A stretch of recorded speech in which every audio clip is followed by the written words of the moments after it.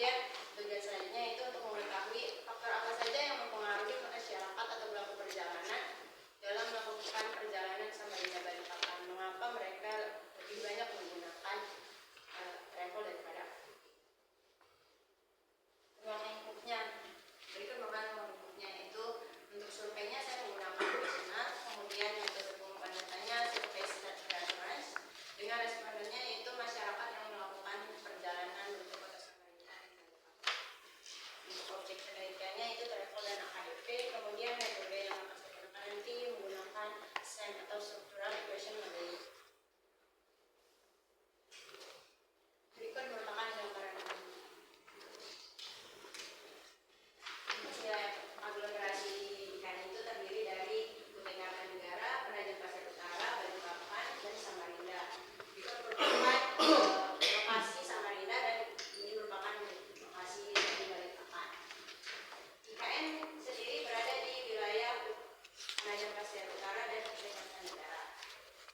Kemudian untuk luas wilayahnya itu sampai 31.326,27 hektar itu untuk luas wilayah aglomerasi IKN Raya. Nah, IKN Raya sendiri sudah memiliki jaringan angkutan umum existing, di mana untuk menghubungkan antar wilayah aglomerasi IKN Raya. Yang pertama itu ada Balikpapan IKN, Samarinda Banjarmasin, Samarinda Balikpapan, Kota Bangun Samarinda. Dalam studi kasus ini saya mengambil Samarinda Balikpapan yang dilayani dengan AKDP dan travel.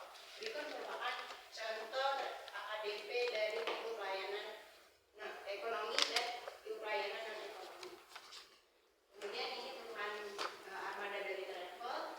Kemudian berikut merupakan fasilitasnya, armada TV dan tempat duduknya itu konfigurasi satu-satu sehingga privasi dari pelaku perjalanan terjaga.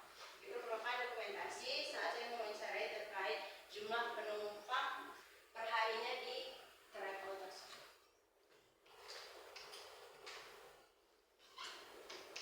Terkait metode penelitian, saya menggunakan metode penelitian SEM, Structural Equation Modeling, di mana SEM ini terbagi menjadi dua, ada CB-SEM dan LSM.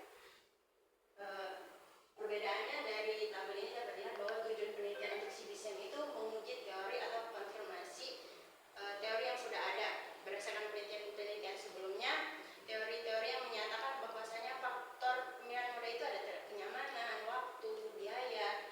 Nah, di situ kita uji apakah faktor-faktor yang terdapat di penelitian sebelumnya itu berlaku di penelitian ini Samarinda dan Balikpapan. Sedangkan untuk PLSM itu mengeksplorasi atau memperluas teori yang sudah ada. Nah, dari perbedaan tersebut saya mengambil jenis SEM yang CB-SEM, dimana saya ingin menguji atau mengkonfirmasi apakah teori-teori sebelumnya yang terkait faktor-faktor yang mempengaruhi pemilihan moda itu apakah berlaku di Samarinda dan Balikpapan, sehingga saya menggunakan metode CB-SEM dengan aplikasi AMOS. Berikut merupakan bagian penulisan skrip saya, di mana data sekunder yang saya butuhkan yaitu jumlah penumpang AKDP dan travel yang sudah saya dapatkan, kemudian data tarif AKDP dan travel saya dapatkan dari terminal dan dari travel, kemudian jadwal keberangkatan AKDP dan travel, kemudian peta rute AKDP dan travel. Terkait data primernya itu data wawancara secara stat reference kepada pelaku perjalanan yang melakukan perjalanan Samarinda Balikpapan. Kemudian saya akan menentukan jumlah sampelnya menggunakan metode Sorkin, di mana margin of error-nya itu 0,05 atau 5%. Setelah itu akan dilakukan pemodelan menggunakan SEM dan diuji dengan uji measurement model, uji struktural model, dan uji good of fit. Kemudian didapatkan interpretasi model. Setelah itu selesai. Oke. Terima kasih Mbak Amelia. Oke. Selanjutnya kita akan masuk ke sesi tanya jawab. dari tim penguji saya sama Pak Nomin. Pak Nomin apa saya dulu? Muji. Boleh. Bapak dulu apa saya dulu? Oh, terserah Bapak. Bapak udah siap? Boleh, boleh. Ya, silakan Pak Nomin untuk memberikan saran masukan untuk Mbak Amelia ya. Baik. Buka ya. Kira-kira dari keuntungan user expectation and preference ini apa? Dengan modal seperti ini. Keuntungannya. Saya mengetahui karena pelayanan angkutan umum di Samarinda dan Balikpapan khususnya AKDP itu pelayanannya dinilai cukup buruk karena dilihat dari faktor Ini kan Mbak katakan nih, satu sisi lebih laku ke travel ketimbang apa ini tadi AKDP ini gitu ya. Kira-kira apa yang mendasari atau melatar belakangi penumpang itu lebih aware ke AKDP terkait dengan travel ketimbang AKDP ini. pula Ya. kalau melatar belakangi hal tersebut mulai dicari apa faktor apa saja yang mempengaruhi. Nah, indikator yang saya ambil itu kayak kenyamanan, keamanan, waktu, biaya, kemudian faktor pribadi. Itu faktor pribadi yaitu individual preference terkait privasi mereka, bagaimana apakah mereka sekarang lebih menguntungkan ingin privasinya terjaga. Itu Pak. Setelah didapatkan faktor yang sangat mempengaruhi, nah maka dari hasil tersebut diharapkan dapat memperbaiki angkutan umum yang ada di Samarinda dan Balikpapan sehingga dapat meningkatkan juga minat masyarakat untuk menggunakan AKDP. Ini kan baru rencana ya, rencana kan. Nanti akan menambah armada apa armada yang ada dimaksimalkan atau seperti apa? Bisa izin Pak, dari individual preference itu juga nanti bakal ada indikator di mana apakah mereka ingin jenis armadanya eco-friendly atau tidak. Jika mereka memilih untuk eco-friendly berarti maka di sarannya nanti bisa mengajukan untuk armadanya diperbarui menjadi eco-friendly. Ya, pokoknya jangan sampai juga armada yang ada tergerus oleh kendaraan baru yang ada ya, sehingga akan jadi konflik baru gitu ya. Ya, pastilah kalau apalagi kota ini diperlukan juga kendaraan yang smart ya, yang kendaraan yang bagus lah seperti itu, sehingga orang bisa nyaman situ. Bisa jadi mungkin kendaraan yang ada sekarang mungkin kurang layak atau seperti apa gitu ya. Itu salah satu minat masyarakat juga kurang untuk naik itu. Kalau travel mungkin katakanlah travel itu mungkin lebih cepat gitu ya, atau mungkin dia lebih kalau dia pun perjalanan bisa nyampe ke rumah mungkin gitu ya. Ada kayak gitu travel tuh. Dalam kasus ini tidak Pak. Iya. Mereka tetap datang ke semuanya sendiri kalau tes. Oh gitu, tiket travel. Kadang-kadang begitu ada yang tiket travel itu datang ke rumah dia, gitu loh. Ini seperti itu. Sedangkan AKDP itu kan hanya di antar terminal, ya, seperti itu. Kecuali mungkin yang di jalan lah, di jalan. Itu dipastikan lagi ya user aplikasinya keuntungannya seperti apa, keuntungannya dan sehingga masyarakat bisa beralih dari moda travel ke AKDP gitu ya. Itu saja beralih Pak. Cukup Pak. Ya. Baik, terima kasih Pak Nomin. Selanjutnya saya Mbak Emilia tolong di awal. Nah, yang pertama saya akan urut dari awal saja. Dari judul ini ya, judul tes skripsi Anda.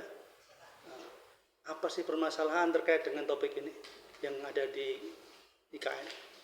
Masalahnya itu tadi Pak, dari travel dan AKDP itu ada isu menarik di mana travel ini waktu perjalanannya lebih lama dari AKDP, kemudian tarifnya juga lebih mahal, sangat mahal daripada AKDP. Namun dari segi minat masyarakat malah lebih banyak menggunakan travel.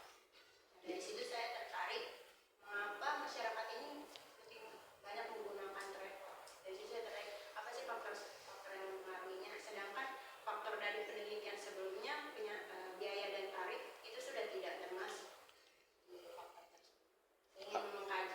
apakah ada data empiris?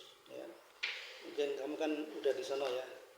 Data apa yang bisa kamu sampaikan terkait dengan pentingnya penelitian ini?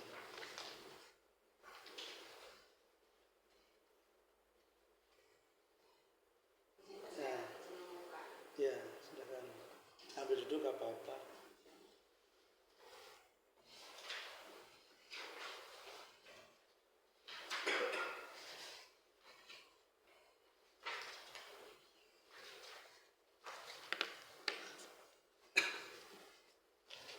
Di sini ada banyak data yang disampaikan. Ya mungkin intinya yang Mbak Amda sampaikan tadi, tapi apa yang membuat ya bahwa penelitiannya akan dianggap penting? Kira-kira apa?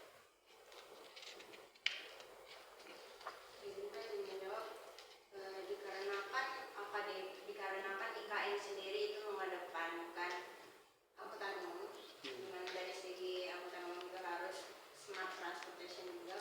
Maka dari itu wilayah-wilayah penyangga dari IKN itu juga harus hampir setara dengan IKN. Nah, penelitian ini untuk mengkaji faktor apa saja yang mempengaruhi minat masyarakat dalam memilih moda. Jika kita sudah tahu, maka itu bisa diterapkan di dunia angkutan umum, Pak. Jadi angkutan umumnya nanti mungkin bisa dikembangkan atau bisa diperbarui sehingga minat masyarakat lebih banyak menggunakan angkutan umum dan tercapai juga konsep dari IKN sendiri, yaitu smart transportation. Ya, nanti kamu tambahkan ya. Ini kan di latar belakang butuh data empiris. Nah, kamu kan udah PKL di sana. Jadi pentingnya ini seperti apa? Ini tambahkan.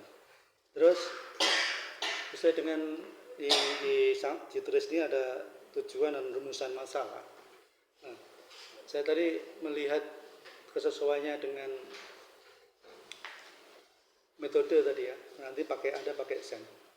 Nah, SEM itu kan sering dipakai biasanya adalah untuk menguji pengaruh atau uji hubungan ya antar variabel.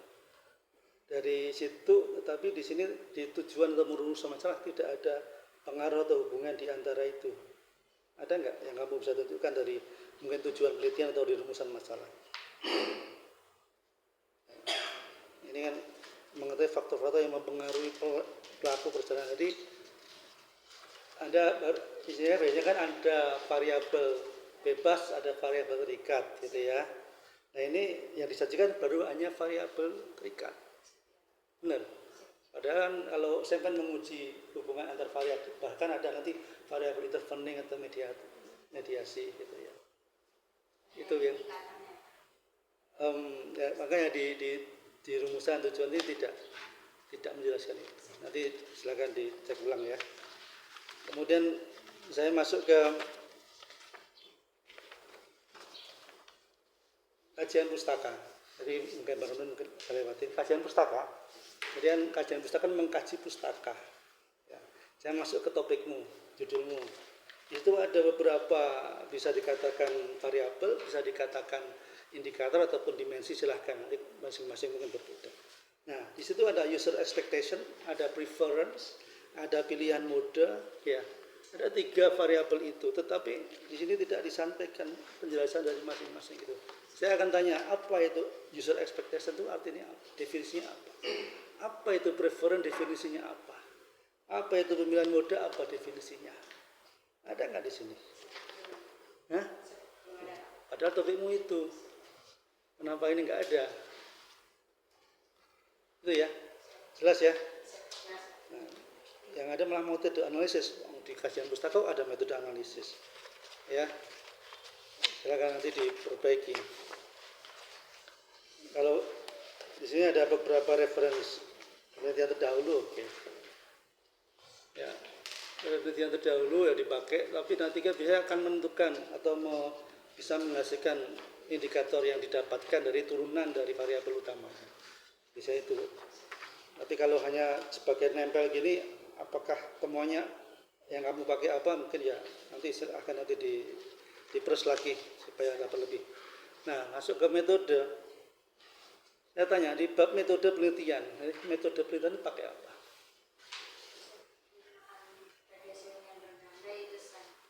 Jenis metode penelitian itu apa? Kuantitatif. Ada ditulis itu? Belum ada. Ya. Jadi karena nama babnya bab metode, saya tanya metodenya apa? Dan belum ada kan? Itu harus dipaparkan dulu apakah kuantitatif, kualitatif, R&D, eksperimen dan lain-lain. Gitu ya.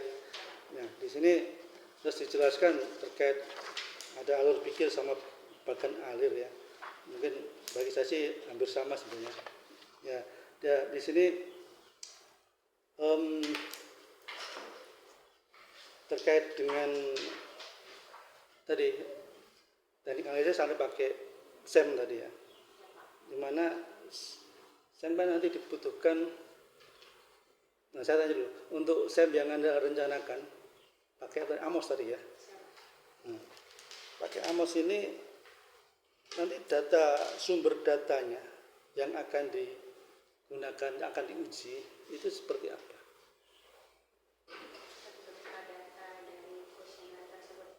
Dari kuesionernya. Kuesionernya pakai seperti apa? GFOAM. Padahal standarnya SEM, ada dia menggunakan skala Likert biasanya. Likert 3579. Biasanya seperti itu. Ya. Apakah kuesionermu itu sesuai atau pas nanti dipakai untuk uji pengaruh seperti itu dengan menggunakan Lisrel? Kira-kira masuk enggak? Apakah kuesioner mudah pas untuk pakai seperti standarnya Likert itu atau mungkin jenis yang lain? Di GFOAM itu ada pilihan 1 sampai 5. Kalau dari saya Pak, di metodologi itu skala Likertnya 1 sampai 5 sama dari sama 10 sampai sama 13. Sudah seperti itu pakai Likert. Sudah di datanya sudah dapat atau belum? Setelah ini Belum, berarti kamu harus ke sono. Kamu harus ke sono lagi, IKN disebar secara online. Nanti targetnya sampelnya ke siapa kalau online? satu perjalanan yang melakukan. Di sono. Tahunya kamu dari mana kalau itu orang sono? Nanti saya sebar dengan pihak di sana Pak. Oh, Dan ada juga kemarin dari rekan saya Pak yang mendekati. berarti intinya data kamu belum dapat. Harus cari lagi. Waduh, berat juga ini. Padahal itu yang sulit pada ya. Cukup berat. Emang semua belum ada data nih. Iya. Kalau IKN khususnya Pak. Iya, maksudnya ini agak berat karena kan Iya. untuk mendapatkan data seperti itu perlu waktu lama. Kalau baru sama. Nanti kita formatkan di riset aja. Iya. Ya, itu ya. Siap. Kemudian jumlah sampelnya pakai apa? Siap Itu. untuk pakai Slovin Pak. Solvent. Dengan margin of error-nya 5%. Kemudian kalau AMOS sendiri ini sampelnya harus minimal 300. Ya. Saya pakai Slovin. Ya. Kalau Anda kan mau sampling berarti kan kamu harus tahu populasi, berapa populasinya. Populasinya itu menggunakan jumlah penumpang AKDP sampai dengan Ya, jumlahnya berapa kira-kira? Karena kan harus diperkirakan, harus tahu. Kamu tadi bilang 300, dasar 300 dari Slovin, tapi harus tahu populasinya berarti kan? Tuh ya. Nanti kamu cari lagi lah. Oke. Kemudian apa tadi?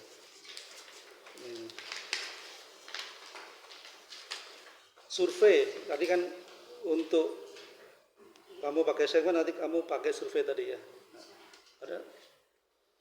Ada lagi nggak survei yang lain yang kamu lakukan selain untuk mendapatkan data yang digunakan untuk uji SEM ini? data primernya yang menggunakan data set Itu saja. Namanya data apa? Set reference. Kalau yang user expectation data apa itu?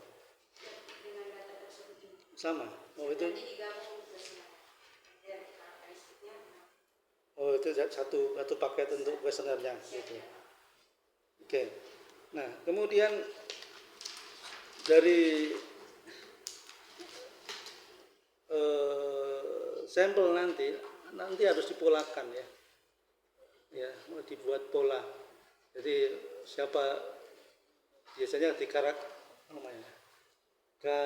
klasifikasikan gitu. Sampelnya siapa ya. Dari biasanya untuk SEM kan ada, Anda harus tahu klasifikasi atau di karakteristik responden lah gitu ya. Isinya kayak gitu. Kamu harus detailkan responden siapa untuk menjabarkan itu. Oke. Kemudian nanti di bagian alir ini mungkin perlu diperbaiki ya, karena teknik analisisnya mungkin masih belum clear ya. Dan kamu kan pasti pakai SEM, pakai Amos ya. Udah bisa Amos? Sedang proses belajar. Masih belajar ya. Susah masalahnya. Ya, saya bisa Lisrel. Bisa aja belajar 2 bulan aja belum tentu bisa. Ya. Kalau mau mudah sebenarnya SEM PLS kalau agak mudah. Smart PLS kalau agak mudah. Ya, anakmu tadi udah jelasin kalau SEM pakai Amos atau Lisrel itu kan dia konfirmasi ya, sebagai konfirmasi. Kalau Smart PLS itu nanti ada meng-create baru, memang buat konsep baru. Ya, tapi ada beberapa resiko. Memang masing-masing punya resiko. Konsep awal ya seperti yang kamu sampaikan tadi, untuk yang SEM yang kayak Amos memang butuh data memang 200 lebih dia. Ya, teorinya 200 sampai 400-an. Tapi kalau bisa 1000 lebih bagus juga sebenarnya. Kamu tadi bilang 300, saya tanya populasinya dari mana? Nah gitu ya. Jadi silakan nanti kamu lebih detail ya. Kemudian juga dari sumber data kan kamu sampel tadi, kamu jelaskan clear dari mana sampelnya. Gitu ya. Termasuk nanti di data kan yang primer kan paling itu saja kan, lainnya kan paling sekunder misalnya. Nah, teknik analisisnya silakan nanti di sini sudah ada ya beberapa ya tadi termasuk goodness of fit ya, termasuk nanti ya ada beberapa indikator sebenarnya yang di sini ya, NFV, RFV, IV dan lain-lain itu. Nah, cuman untuk uji Lisrel seperti ini, Amos seperti ini, dibutuhkan ada hipotesis. Ya, makanya tadi saya tanya. Nanti kamu lengkapin sebaiknya ada hipotesis, nanti ada di bab 2, di bab kajian pustaka akhir.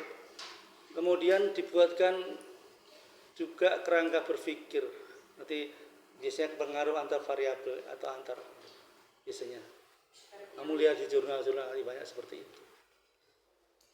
Ya, karena kalau ini kan faktor, tapi faktornya harusnya kan menguji pengaruh antar pengaruh antar variabel. Saya pernah ngajarin ya. Mas ngajarin kamu kan metodologi. Ya, AHB ya. Nah, gitu ya. Jadi itu yang mungkin perlu ditambahkan ya. Sebenarnya cukup berat. Kalau kamu yang ngerjain agak berat masalah ini. Kamu belajar Amosnya aja, saya agak khawatir saja. Gitu ya. Mungkin dari saya itu Bapak, mungkin dari pembimbing silakan Pak Madiswati. Ya, baik, terima kasih. Saya dulu ada tadi. Selamat ya Pak Melia, ya, sampai pada tahapan ini. Walaupun pembimbingannya cuma 3 hari.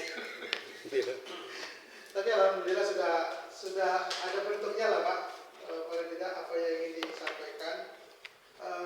Tadi sudah banyak Pak Sri sama Pak disampaikan, dan kalau nanti kami mau perbaiki beberapa hal mungkin yang perlu saya tambahkan sedikit adalah tadi benar, ternyata kamu nggak cerita user expectation, user preference, pemilihan moda itu teori-teorinya seperti apa yang dimaksud, definisinya ya. Jadi ya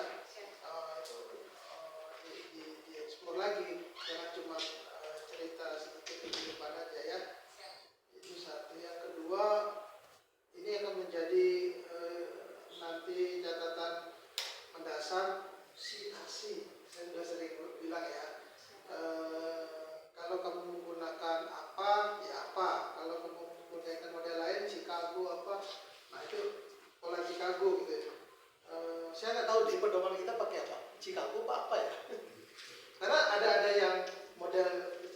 begini jadi nulis tahun gitu. Ada yang angka 1 nanti di bawahnya gitu ya. Nah, saya nanti pedomannya seperti apa. Yang penting ikuti pedoman ya. Tapi apa kalau namanya apa yang ditulisannya seperti apa gitu ya. Kayak ini bener nggak Kementerian Perhubungan at all gitu. Nanti berarti Kementerian Perhubungan, Kementerian ini gitu apa gimana gitu. Kemarin saya pinjamkan itu tidak jauh beda antara apa namanya. Enggak, karena ada temenmu juga yang lain yang pakai angka gitu. 1, nanti nulisnya di sini di bawah gitu. Itu model lain gitu. Chicago kalau nggak salah itu. Ya kayak Chicago. Kayaknya juga. Chicago ya. Nah itu bukan apa. Makanya kamu cek di ini lah, ya. Kemudian tadi yang disampaikan Pak Sri benar. Perdalam lagi di bab 1 untuk meyakinkan masalahmu apa. Ya, itu ya. Kemudian pertanyaan yang pernah saya tanyakan ke kamu akan arahnya memilih AKDP antar travel, arahnya ya. Tapi kan kamu punya hipotesis yang disampaikan Pak Sri. Kamu akan mengarahkan itu atau mungkin di antara dua-dua itu yang terbaik ternyata ini nanti pilihannya. Karena akan berbeda nanti SIM tadi mereka SIM PLX, SIM Amos, ya. Nah, kalau targetnya nanti ternyata tidak travel, tidak AKDP, ternyata kebaikan keduanya nanti dipilih, nanti mungkin SIM PLX ya Pak. Metodologinya, ya, ya. Nanti kamu harus inikan lagi. Itu pilihan, ya itu pilihan. Jadi karena kalau kamu sudah menentukan dari awal, saya arahnya nanti mungkin ke situ, berarti metodologinya akan ke situ. Ya, nanti coba kamu pelajari lagi. Kalau saya saran saya yang mengikuti mana yang terbaik dari itu, model itulah yang dibutuhkan oleh masyarakat Balikpapan Samarinda. Kalau menurut saya. Karena walaupun rutenya lebih jauh, orang lebih travel. Tapi ada juga orang menggunakan AKDP lebih murah. Nah ini kan bukan karena murah mahal, jauh dekat gitu. Yang biasa itu biasa orang di dasar itu. Tapi ada hal yang lain. Nah itu yang harus kamu temukan nanti di Balikpapan Samarinda. Apa hal lain orang di Samarinda sehingga kok aneh gitu, menurut kita aneh pilihannya, ya. Sudah tahu mahal, lebih jauh, tapi kok dipilih gitu. Nah, itu ya. Terus ada beberapa hal lagi yang saya kamu nanti kaitkan, kamu bikin referensi, tapi kamu apa kaitannya referensi yang kamu baca ini dengan kajianmu? Ya, saya kadang-kadang bilang kan apa relevansi, ada yang perlu relevansi. Oh ini metodologinya mungkin sama dengan saya, itu kaitan ini gitu. Kalau yang si ini apanya yang sama, ini kurang pas dengan saya gitu. Kamu sampaikan itu ya.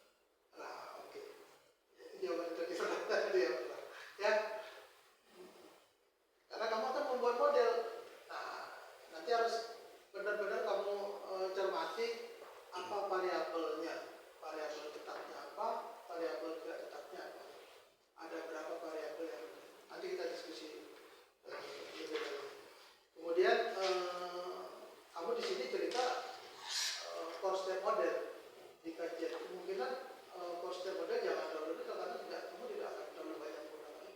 Ya, justru yang kamu kaji adalah sennya gitu. Ya. Saya kira itu menurut saya sudah terbentuk lah walaupun hanya seminggu. Ya, oke. Ya, makasih Pak Made. Silakan Pak Diri. Baik, terima kasih Bapak-Bapak sekalian. Saya rasa sudah cukup banyak tadi apa yang menjadi masukannya, mungkin nanti bisa dikompilasi, diperbaiki apa yang menjadi catatannya. Cuma yang saya perhatikan kok ini di paparan sama di sini judulnya berbeda. Ini ada angkutannya yang itu langsung mode perjalanan ya. Ini nanti bisa berubah. Terus nanti terkait ini apa namanya? Kalau mungkin sosial ekonomi ini juga menjadi pengaruh ya. Karena dilihat perjalanannya aneh, orang kenapa milihnya yang lebih mahal dan waktu yang lebih lama gitu ya. Mungkin ada pengaruh dari sosial ekonomi yang membentuk seperti apa sih di sana kebiasaan dan sebagainya. Mungkin itu saja Pak dari saya teman. Baik, makasih Pak Dede. Sedikit dari saya, jadi ini nanti mungkin karena kamu harus belajar Amos tadi mungkin agak berat. Maka pilihannya mungkin saya kasih tantangan kalau ini yang agak lebih mudah dari Smart PLS. Hampir sama sebenarnya. Cuman tadi bedanya nanti kan pakai goodness office. Kalau yang Smart PLS pakai R square nanti. Sama PV kuadrat. Itu yang kamu mungkin nanti ada beda ininya. Tapi ya silakan kamu mau pilih yang mana. Ya. Tapi sama-sama karena ini hampir tidak menggunakan perhitungan seperti yang lain pakai PKCI nggak ada. Itu masalahnya. Ya, yang lainnya mungkin banyak PKCI. Cenderung kualitatif ya. Tapi ada Ini kuantitatif, Pak. Iya, Statistik. kuantitatif. Kuantitatif. SEM itu kuantitatif, Pak. Kualitatif ya. Ya, tapi ya itu tadi tidak pakai rumus seperti yang PKCI. Itu resikonya. Ya.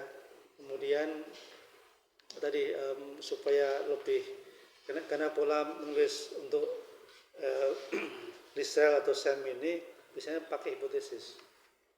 Ya, nanti kamu harus lengkapin itu sebaiknya, ya. Karena ya sebagian besar yang di sini hampir nggak ada hipotesis. Ya. Itu bedanya. Karena kamu pakai Lisrel. Pada umumnya kamu lihat dari jurnal, kalau pakai SEM, pakai Amos, pakai Lisrel, pakai Smart PLS itu biasanya ada hipotesis. Dan ada paradigma berpikirnya. Nanti kamu lihat, udah saya tulis di sini. Nanti kamu lihat. Mungkin demikian. Ada lagi Bapak Ibu? Bapak? Sedikit lagi Pak, terkait ini deh, kasih definisi ini ya, user apa namanya, location and profile itu ya, nanti di bab 2 apa bab 3 nanti dikasih itu ya. Di kajian pustaka. Isinya lah, penjelasan seperti itu. Ya. Ya. Kemudian juga di data pustakanya perkembangan aturan-aturan kayak angkutan umum tentang brand apa ya. Ini nggak ada peraturan di data pustakanya ya. Undang-undang lalu atau apalah, undang-undang umum. Ini hanya berpreferensi dari yang lain aja. Mungkin saya tambahkan sedikit. Memang kalau referensi sekarang yang berlaku memang jurnal sama buku. Oh gitu ya. Kalau regulasi mungkin di luar malah nggak begitu berlaku. Oh gitu. Gitu Pak. Jadi nggak apa-apa tapi ditampilkan, tapi bisa ditulis bisa enggak. Ya. Cukup, mungkin silakan ditutup dulu. Kamu tutup dulu. Kamu tutup ini. Ya, tutup sudah selesai ya. Sampaikan dulu.